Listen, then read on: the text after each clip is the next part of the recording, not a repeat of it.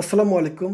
শহীদ ওসমান হাদির যে হত্যাকাণ্ড হয়েছে, সেই হত্যাকাণ্ডের বিচার খুব দ্রুত করতে হবে এবং এর পিছনে যারাই ছিল, যারা আছে বর্তমানে তাদের মধ্যে বা যারা পালিয়ে গেছে অন্য দেশে তাদের মধ্যে বা আশপাশে যারা আছে বাংলাদেশের আশপাশে তারা যেই হোক না কেন বাংলাদেশে ওসমান হাদি হত্যার বিচার দাবি করছি।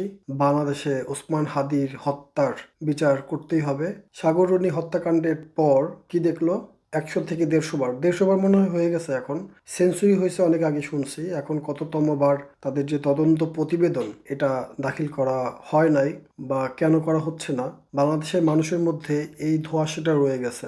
কারা এই হত্যাকাণ্ডের পিছনে ছিল, যে এত বড় শক্তি যে তাদের বিরুদ্ধে বা তাদের নাম প্রকাশ করতে পারছে না। ঠিক এমনটাই ওসমান হাদির সাথে হয় কিনা বাংলাদেশের মানুষের সংশয়।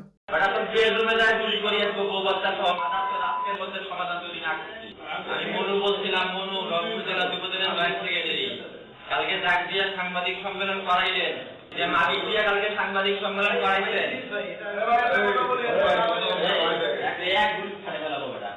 এ চেতনার যে দুই দল তারা যখন ক্ষমতায় থাকে তখন দেখবেন গণতন্ত্রের কথা বলে, বাক স্বাধীনতার কথা বলে, তারা ভোট অধিকারের কথা বলে, সুন্দর সুন্দর বাক্য বের হয়। এই যে ঘোড়ায় হাসার মতন যে দল এখন গণতন্ত্রের কথা বলতেছে, পালায় গেছে, পালায় যায় এখন বড় বড় ডাক ছাড়তেছে। ডাক সাইরা মানে বলতেছে পুলিশ হত্যার বিচার করতে হবে। এখন বিষয় হচ্ছে বাংলাদেশে পুলিশ হত্যা কে করছে? বাংলাদেশে ছাত্ররা আন্দোলনে নেমেছিল, বাংলাদেশের জনগণ আন্দোলনে নেমেছিল, তাদের উপরে, নিজের দেশের মানুষের উপরে তোমার লাঠিচার্জ করো বা যেটাতে মানুষ মারা যায় না সেই ধরনের জিনিস তুমি ব্যবহার করো, তোমার রাষ্ট্রে তুমি জনগণকে দমন করতে চাইতেছো, করো। কিন্তু যে অস্ত্র ব্যবহার করতে দেওয়া হয় বড় বড় সন্ত্রাসী বা টেরোরিস্ট যারা, তাদের বিরুদ্ধে ইউজ করার জন্য দেওয়া হয়, সেই অস্ত্র ব্যবহার করেছে। ওই সময়কার ভিডিও, হাজার হাজার ভিডিও আছে, এটা অস্বীকারের কিছু নাই। ওই যে অনেকে বলে স্নাইপার ব্যবহার করে মানুষ মারছে, এই করছে সেই করছে, আপা যেগুলো শেখায় দেয় এই বাহিনী, যে আপা লীগের বাহিনী যারা, তারা সরাই বলছে। আচ্ছা, ধরলাম যে স্নাইপার ব্যবহার করে মানে জামাত ইসলামের নাম দেয় আর কি, না? আর যেগুলো সামনাসামনি গুলি করে মারছে, এরকম তো 200, 300, 400, 500 ভিডিও আছে, টিভি মিডিয়াতে আছে, ফেসবুকে আছে। এগুলো কি? বাংলাদেশের জনগণ আন্দোলন নামছে, তুমি লাঠি পিটা করো, যত খুশি রাবার বুলেট মারো, এইভাবে দমন করো। মানুষের নিজের দেশের নাগরিক যাদের টাকায় তোমাদের বেতন হয়, যাদের ভোটে সরকার নির্বাচিত হয়, তাদেরকে দমন করতে চাইলে দমন করতে পারো, দমন করো, সমস্যা কি? কিন্তু বাংলাদেশের ছাত্রদের উপর গুলি করছো, আহত হয়ে গেছে, পড়ে গেছে, টাইনে নিয়ে যাইতেছে, তুমি তারপরে আগায় যে আবার গুলি করো। আধা মরা লাশকে ট্যাঙ্কের উপর থেকে ফেলাই দিয়া লেগুনার মধ্যে ৬-৭ জনকে, লেগুনার মধ্যে ছাত্রদেরকে ঢুকিয়ে আধা মরা মানে মরে না এখনো, তাদেরকে আগুন ধরিয়ে পুড়িয়ে দাও। তো বাংলাদেশের জনগণ, নিরস্ত্র জনগণ যখন আন্দোলনে নামে, তোমরা যে ব্যবহার করছো সেই ব্যবহারের প্রতিদানে জনগণ বিক্ষুব্ধ হয়ে, কোন জনগণ? কোনো জনগণের সেখানে নাম ঠিকানা নাই।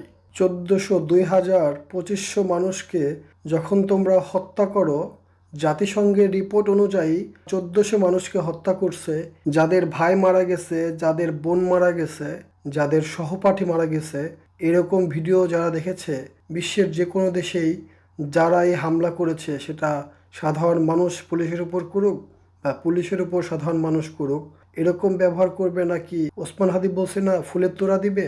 পুলিশ হত্যার বিচার অবশ্যই করা হবে।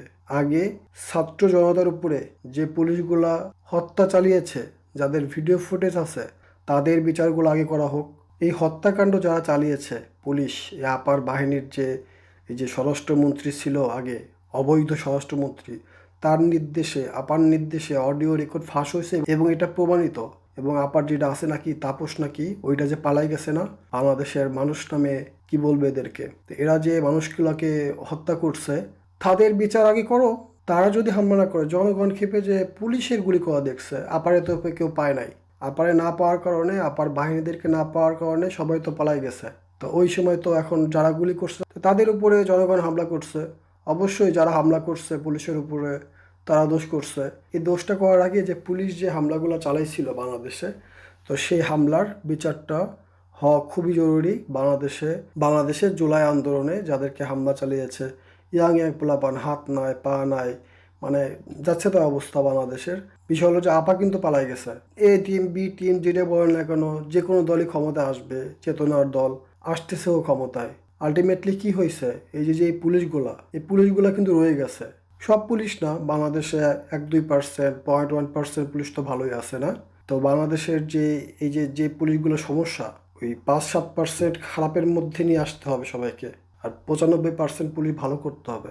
আর না হলে বাংলাদেশে দেখেন সব দলের প্রধান সবাই মায়ের টায়ের, সবাই মানে অত্যাচার হয়, সবাই বিপদে থাকে একটা সময়। ওই যে ফজা, ওই যে যারা ব্যবসা বাণিজ্য চালা গেছে তাদের কথা আলাদা, তারা লিয়াজু করে চলছে। আলটিমেটলি প্রত্যেকটা দলের প্রধান বা সবাই, খালেদা জিয়া বা জিয়াউর রহমান জীবন দিছে, তারেক রহমান মায়ের খেয়ে হুইল চেয়ারে করে বিদেশে গেছে, এখন আল্লাহ তারা প্রধানমন্ত্রী বানাইছে। এগুলো যদি ভুলে যায় তারেক রহমানের সাথে কি করছে আপা বাহিনী, মানে লিয়াজু করে চলে ক্ষমতায় থাকার যে একটা ট্রেডিশন আছে বাংলাদেশে, এই ট্রেডিশন থেকে যদি বের হয়ে আসা না হয়, বাংলাদেশে পর্যায়ক্রমে যা হয়ে আসছে বাংলাদেশের ইতিহাসে, একটু খেয়াল করে দেখা যাবে খালেদা জিয়ার সাথে কি হয়েছে, জিয়াউর রহমানের সাথে কি হয়েছে, বা অন্যান্যদের সাথে কি হয়েছে। আলটিমেটলি ঘোরায় ফেরায় বাংলাদেশে যারা ক্ষমতা আসবে তাদের সাথে ওই ধরনের কাহিনী ঘটবে যদি বাংলাদেশের গোড়া থেকে ঠিক করা না হয়।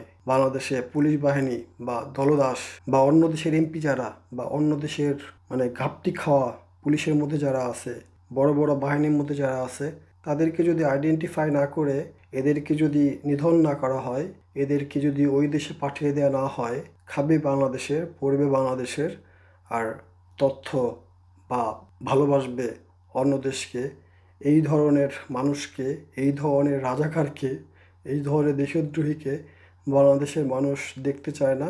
কিন্তু যারা চেতনায় ক্ষমতায় আসে তারা এদেরকে লালন পালন করে, এদেরকে লিয়াজু করে চলে, কারণ ক্ষমতায় টিকে থাকার জন্য। এটা একটা সিস্টেমে পড়ে গেছে যে আপাত দেশের সাথে লিয়াজু করে না চললে বাংলাদেশে ক্ষমতায় টিকে থাকা যায় না। টিকে না থাকলে টিকে না থাকবেন, যারা নিজের জীবন দিয়ে দেয় বাংলাদেশের জন্য তার প্রমাণ দেখেন। বড় বড় যারা বাংলাদেশের জন্য জীবন দিছে বা বাংলাদেশের জন্য কাজ করছে অনেকেই আছে, আওয়ামী লীগের মধ্যেও আছে কিছু, বিএনপির মধ্যে অনেক আছে। খালেদা জিয়ার যে অবদান সেটা বাংলাদেশের মানুষ সবসময় স্মরণ করবে। সে উচিত কথা বলতো বিধায় তার দলের মধ্যে মানে ভাগ টাক ছিল, অন্যান্য ভাগ ছিল, বিভিন্ন ভাগে বিভক্ত ছিল, মানে লিয়াজু করে চলে নাই, সে ডাইরেক্ট কথা বলছে।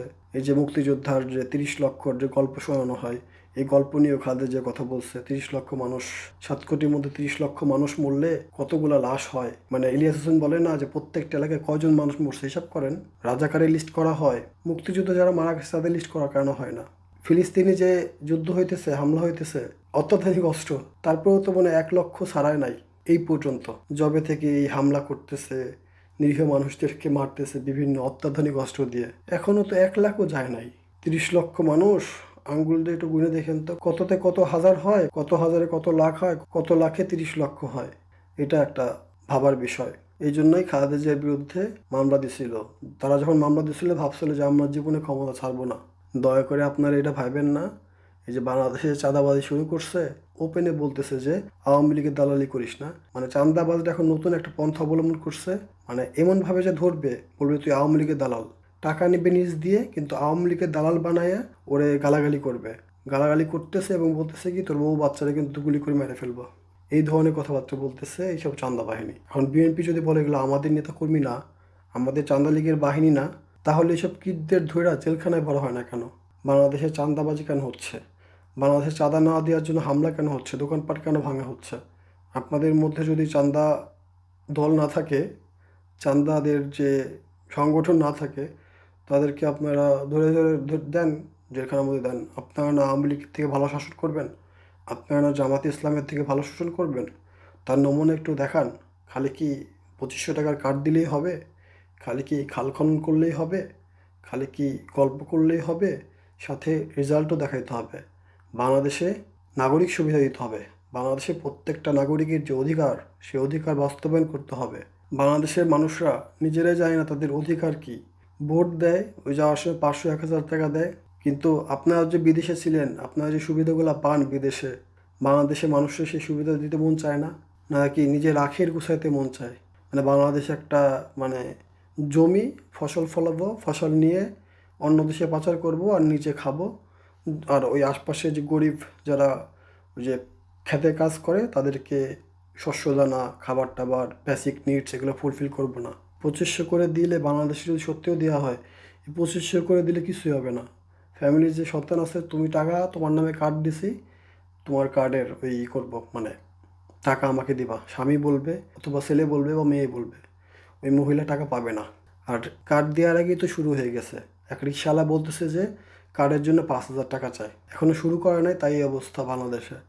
বাংলাদেশে ভালো করতে চাইলে আগে ওই গোড়া থেকে চান্দা, টেম্পো স্ট্যান্ডের চান্দা, পাবলিক টয়লেটের চান্দা, ওই যে ঢাকা শহরে বা শহরগুলোতে ফুটপাত থেকে চান্দা, এগুলো যদি বন্ধ না করা হয়, আর ঘুষ, দুর্নীতি, আর পুলিশের যে দলে যায় সে দলের সাথে থাইকা নিজেদের কামাই করে, আবার বিরোধী দলকে যেভাবে হামলা করা হয়, আওয়ামী লীগের সময় বিএনপিকে যেভাবে করা হয়েছে, বিএনপির সময় আওয়ামী লীগকে যেভাবে করা হয়েছে, কিন্তু মায়ের খায় কিন্তু জনগণ, দলের নেতাকর্মীরা। পুলিশ কিন্তু কোনো দিন কোনো কিছু হয় না।